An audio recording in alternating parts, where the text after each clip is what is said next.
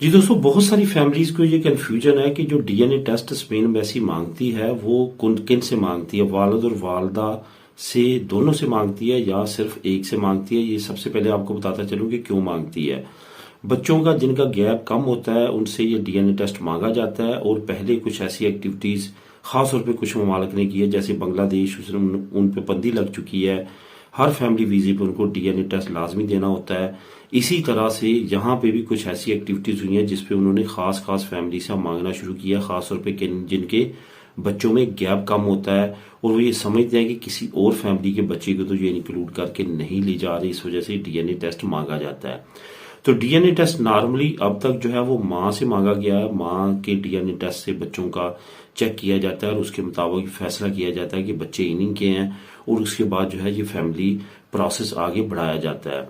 इसके अलावा और कोई रीज़न नहीं है। इसके साथ साथ आपको बताता चलूं दोस्तों कि अगर तो आप टिकटॉक पे, इंस्टाग्राम पे ये वीडियो देख रहे हैं तो लाजमी तौर पे बायो में लिंक है, यूट्यूब चैनल है मेरा देश परदेश विद अली, वहां पे जाकर उसको सब्सक्राइब कर लें। वहां पे डेली बेसिस पे यूरोपीय यूनियन, स्पेशली स्पेन से वीज़ा रिलेटेड और इमिग्रेशन की अपडेट्स और बाकी जो रोज़मर्रा की अपडेट्स हैं वो शेयर करता रहता हूँ।